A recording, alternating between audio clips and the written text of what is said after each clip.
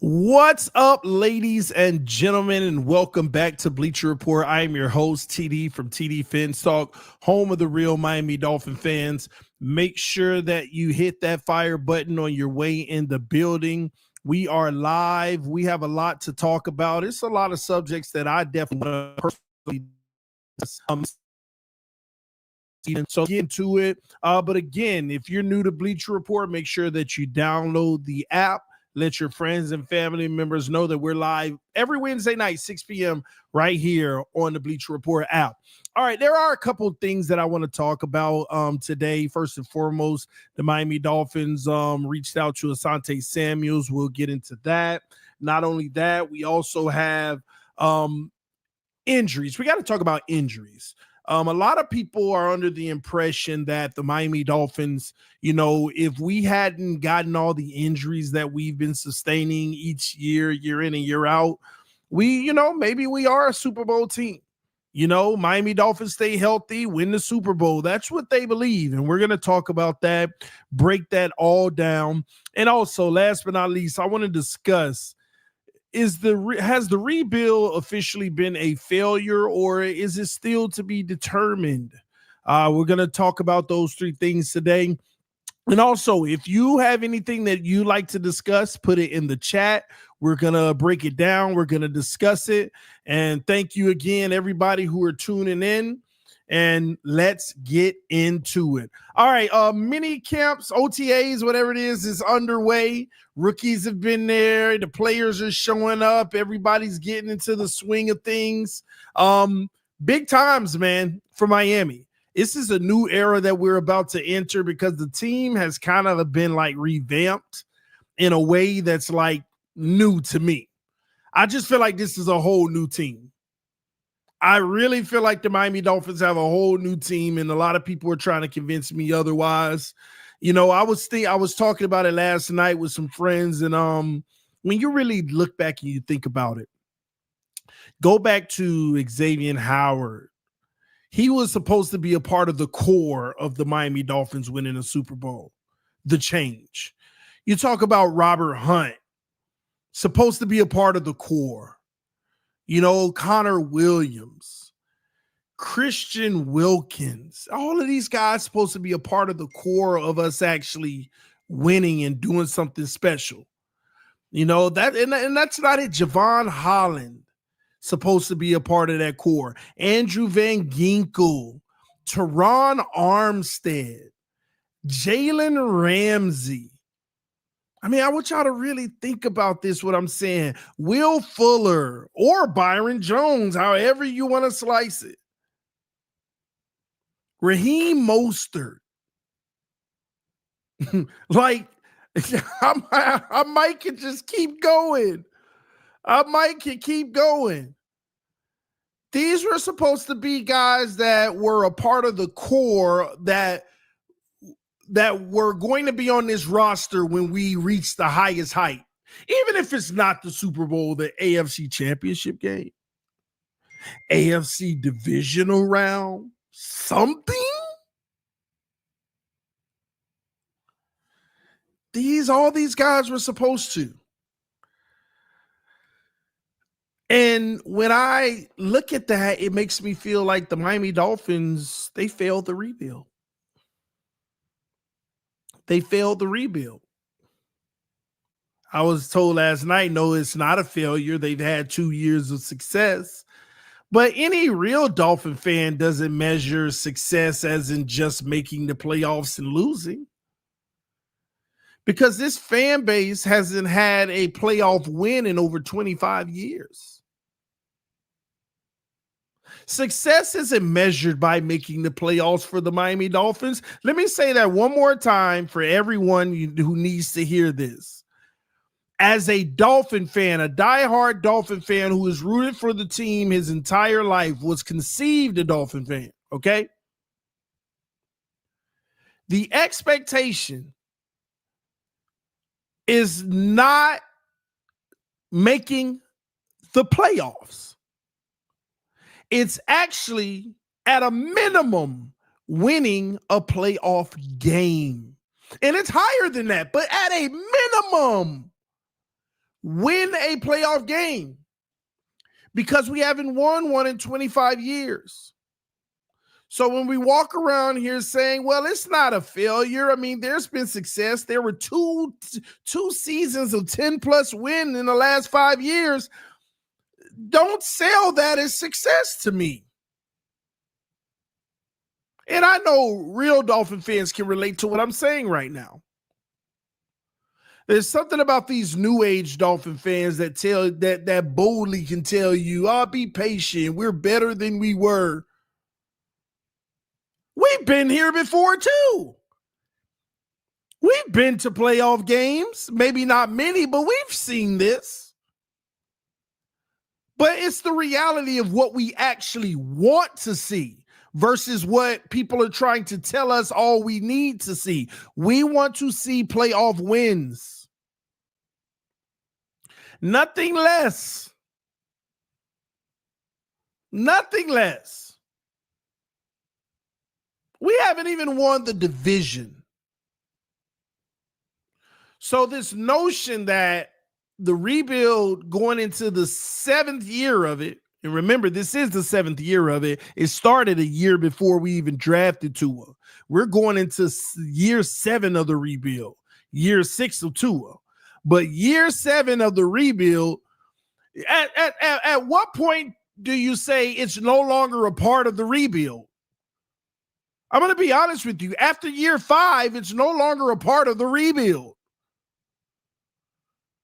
And here's another piece that you have to consider. For all those people who say to me, be patient, come on, be positive. Be patient, TD. Why do I have to be patient when teams like the Commanders can snap their fingers in a year and go to the NFC Championship game?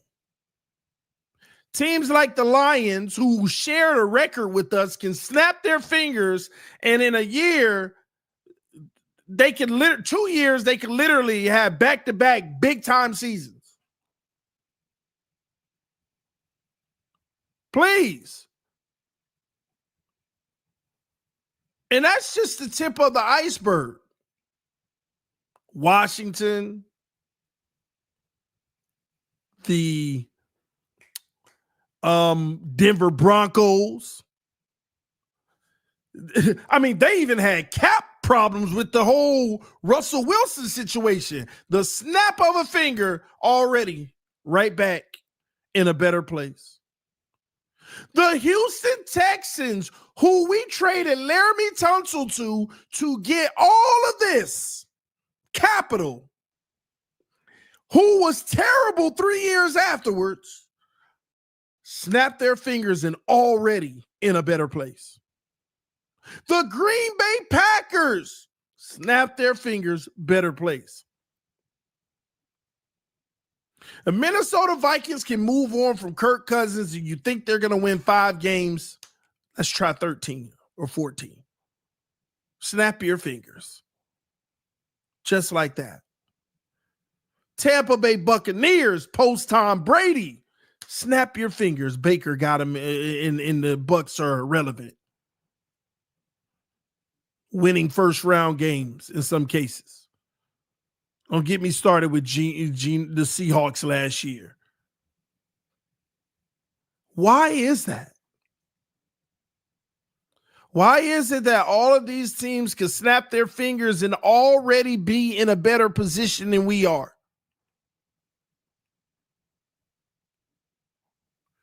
And what's going to be unforgivable is if the Patriots do the same this year.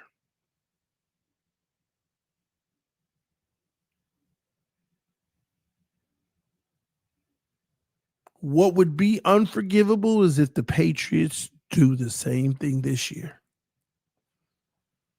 Because it's one thing for the rest of the league to show you how it's done, but in your own division,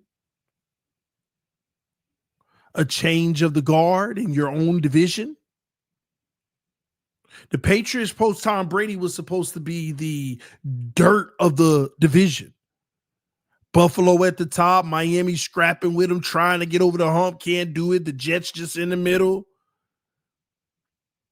But don't let the Patriots be the one that just eclipses at the snap of a finger this year. That's the ultimate unacceptable. I say all that to say this. Let's just start being honest about things. The rebuild that the Miami Dolphins partook in 7 years ago officially is a failure. And I'm here to tell Miami Dolphin fans, and I just like to keep it real. Keeping it real ain't always the most accepted, but I want to keep it real by letting you know we're in a transition period. The Miami Dolphins are in a transition period. What do we mean by a transition period? We're going to go in the draft, get one or two really good players every year and a whole bunch of hopefuls. And we're going to lose 2 to 3 really, really, really great players that's on the roster. And we're going to start siphoning. Next year is the last year of it. We already started this last year. We just didn't notice it. We thought that this is the year. No, we started it last year. Now this year was phase 2. Next year is going to be phase 3. And what do I mean by phase 3? No more Bradley Chubb on the roster. You're going to have a real shakeup. Maybe you lose a Jalen Phillips because he's going to be a free agent. You're going to have a little bit of shakeup. And you're going to go in the draft and you're going to get some people to replace them. And then the rebuild is official.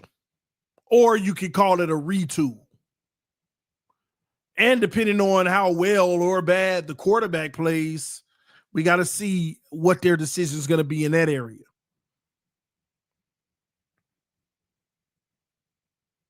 That's what we're in right now. A rebranding. And let me tell you another thing the Dolphins are trying to do that a lot of people aren't noticing.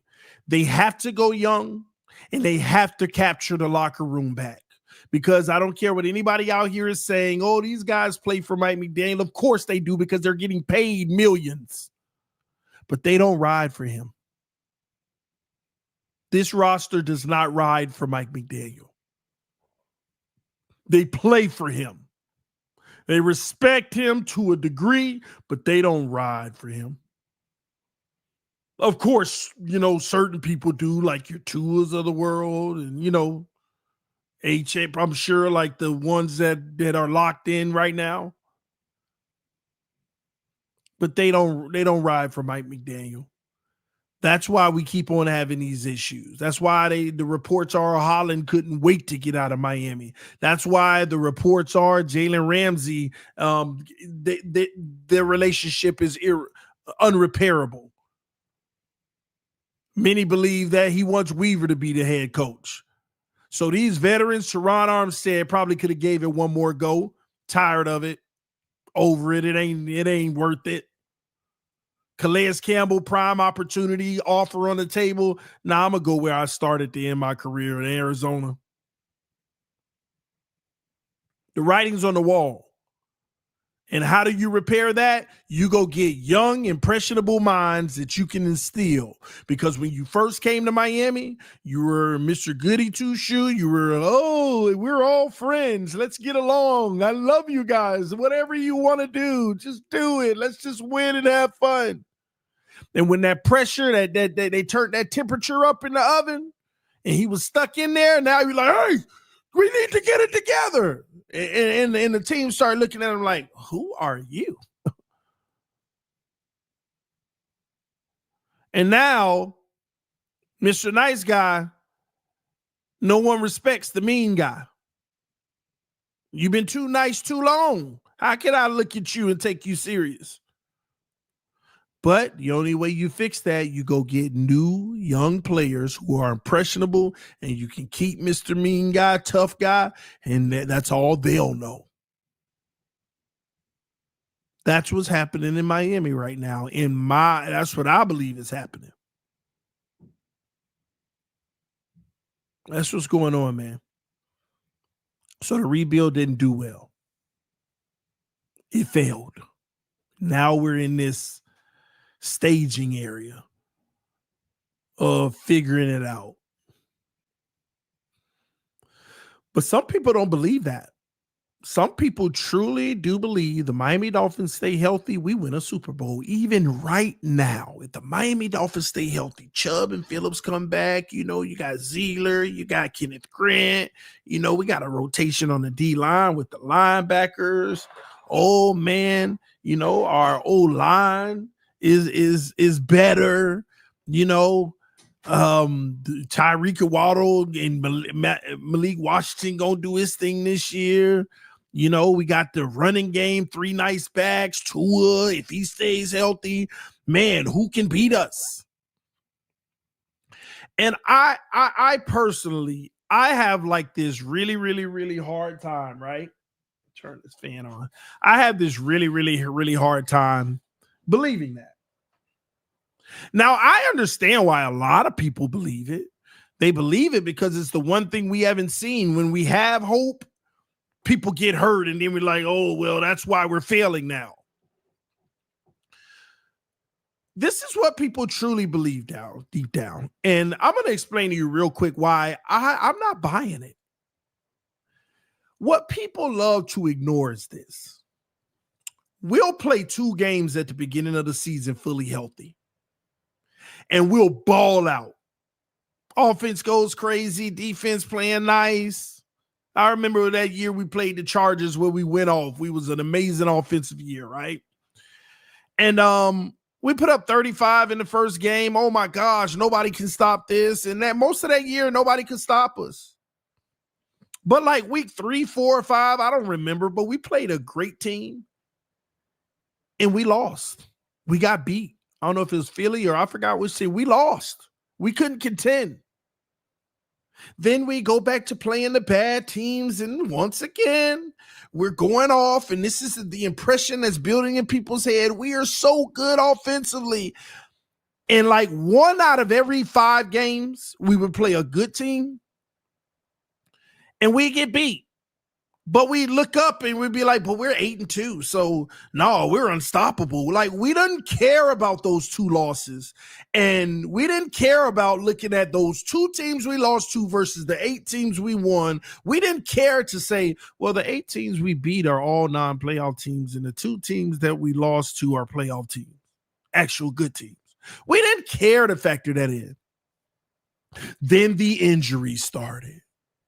A few at a time, beat a bad team, barely lose to a good team. And now we start to say the only reason we're losing to the good teams are because of injuries. But when we were healthy, we were still losing to good teams. It's just that maybe it was only 2 games before we start getting hurt. So you don't respect that or honor that or factor that in. Fine. Okay, another season down the drain, we lost guys. The next year, the same thing. But this time even worse because you start losing to even bad teams, Tennessee and others. And you get good teams, and it's like, oh, but we beat the Cowboys with 6 field goals, and they killed themselves, took 3 touchdowns off the board themselves by doing stupid stuff. Like going forward 1 play before the half instead of kicking the field goal, maybe. Like fumbling at their own 2-yard line. The drive before that, different things. And we play a good team early in the season and we get smoked. And then we play a few more teams and we play well. Then we lose an old lineman, and then we lose against a good team. And now automatically, ever since that old lineman went out, now we're starting to lose. No, we already lost a game against a good team. And it just keeps on making me say, man, we'll always have an excuse. But have you not noticed for 5 years straight, we've used injuries as an excuse? At what point do we say, you know what, it's not the injuries? Yeah, but TD, it is, though, because it's happening. Then maybe we should be asking, why are we always injured? Good question. Yeah, man, that's the problem.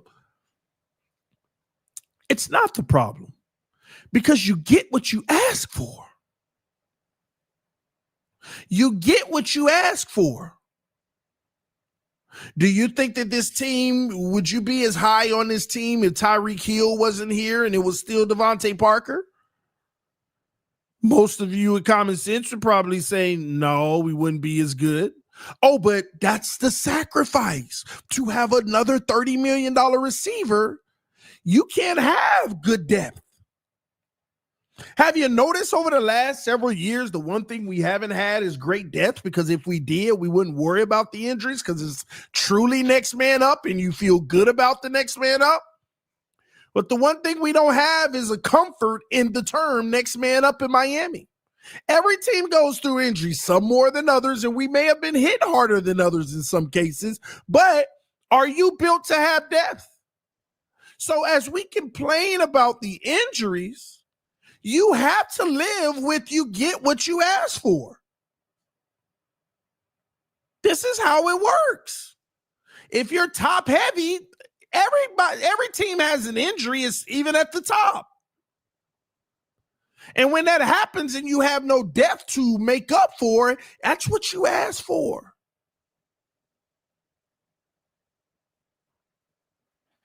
We all wanted Tyreek. We all want Ramsey. We wanted Armstead. We wanted Extend Waddle. We wanted Chubb. Excited when it happened. We wanted this stuff. So when you get it, we don't think about the ramifications and the risks associated with it. And then when those things play out, we just make bland excuses. Oh, it's the injuries. Of course it's the injuries. Because we're not built to overcome them. And ladies and gentlemen, I say all that to say this. It will always be the injuries until you build to overcome them. You think it's just coincidence we've been struck with it 6 years in a row? It's just coincidence?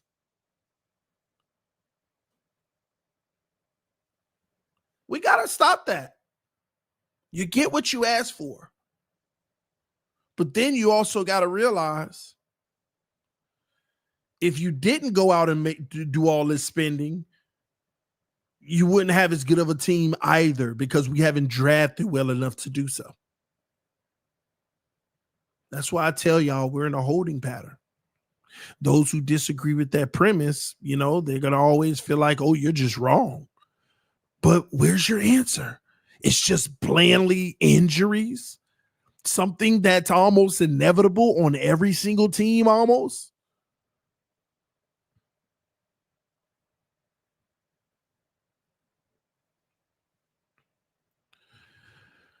Miami Dolphins stay healthy, win the Super Bowl. That's a dead end. You cannot think that way. We're going to try to tool this team up, be as best as we can. We reached out to Asante Samuels. Look at what we have to do on the back end now, pinch pennies in positions where we don't even have a starter. Do y'all realize we don't have a starting left guard that we feel great about? We don't have a starting right corner or starting left corner we feel good about. We don't have two starting safeties we feel good about. Even though they'll tell you we got our guys, we don't feel great. This is what we're left with. These are the ramifications of what I was telling y'all 4 years ago. See, some of y'all who didn't like me and hated me and was so mad at me 4 years ago when I told you this is what's going to happen. This is the price you're going to pay after all of that. This is the best roster you're about to ever have. And then it's going to dwindle from there. And then you're going to be pinching pennies, especially if you pay this person and that person. Oh, you're so negative. We'll worry about that when it comes. Well, we're here. We're here. See, I could be wrong back then. You don't know what you're talking about. Then when it plays out exactly the way I told you it would, where is everybody? Where are you? Or is it now, oh, TD, the same TD, just his hatred for Tua. That's y'all go-to now. At some point, you got to listen. You got to stop listening to this delusion on this cycle over and over again. You gotta stop. You gotta start listening to facts and allowing time to tell. Okay. So the Miami Dolphins fans who believe if we stay healthy, we win a Super Bowl, then the green light is on this year. We want to try to stay healthy again and win a Super Bowl. Time always tells, ladies and gentlemen. And I think what the Miami Dolphins need to do is do a whole new complete reset, but it's something that they won't do. So we're in a holding pattern right now. And we'll have more clarity after this season, the most clarity we've ever had, which is a good thing. Okay. But until then, let's evaluate it every week and see what we get. Thank y'all so much for tuning in to Bleacher Report. Again, I am your host, TD from TD Fans Talk, home of the real Miami Dolphin fans. Catch me on the AFC's Roundtable, about to go live over there right now. I'll see y'all soon. Remember, no matter whether we agree or disagree, it's always fins up no matter what. Okay. Love y'all. Appreciate y'all. See you soon. Peace. I'm out. Thank y'all on YouTube watching. I'll see y'all on the round table right now. Peace. Before we do, shout out to Connor Long. Win prediction for the Fins, 17. I got us at 9 right now, but we'll see. All right, I'll see you in a bit.